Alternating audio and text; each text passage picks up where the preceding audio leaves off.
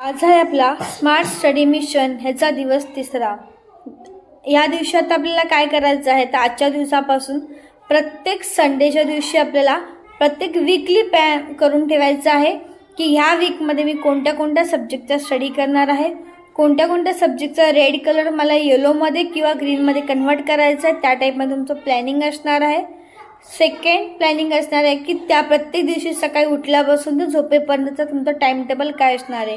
5:30ला उठलं तर 5:30 ते 7 तुमचा फ्रेशनअप टाइम राहील, 7 ते 7:30 तुमचा स्टडीचा टाइम राहील, त्याच्यात तुम्ही रेड किंवा येलो सब्जेक्ट घेऊ शकता।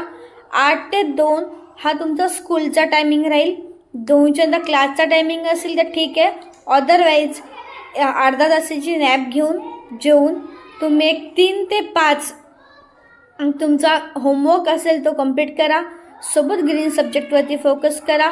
त्याच्यानंतर 5 ते 6 तुमचं एक फिजिकल ॲक्टिव्हिटीचा टाईम असला पाहिजे, तुम्ही वॉकिंग करा, बॅडमिंटन खेळा, टेनिस खेळा, whatever is available for you, सायकलिंगही करू शकता। त्याच्यानंतर 6 ते 8 रेड कलरचा सब्जेक्ट घ्यायचा, कारण की आपण खूप छान प्रकारे फ्रेश झालेला आहोत।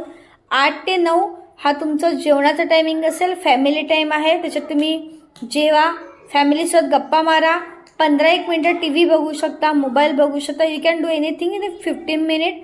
9 ते 10:30 हा तुमचा रिव्हिजन फेज असणार आहे, त्या पिरियडमध्ये तुम्ही दिवसभर काय स्टडी केला किंवा स्कूलमध्ये काय शिकवलं ते तुम्हाला मागच्या टॉपिकला बघितल्यानुसार तुम्हाला मार्क करायचं आहे। रेड, ग्रीन, येलो, टफ काय होतं, इझिएस्ट काय होतं आणि ग्रीन काय होतं, सगळ्याला मार्किंग करायचं आहे। आणि 10:30 वाजता तुम्हाला मेडिटेशन करत झोपायचं आहे। सो 3ऱ्या दिवसाचं जे रुटीन आहे, 3rd डेचं आपलं, ते सगळ्यांनी रोजच्या रोज फॉलो करायचं आहे, तर तुम्ही तुमचं गोल अचीव करण्यात सक्सेसफुल होऊ शकता। तर काही मदत लागली तर नक्कीच खाली दिलेल्या नंबरला कॉल लावा। थँक्यू।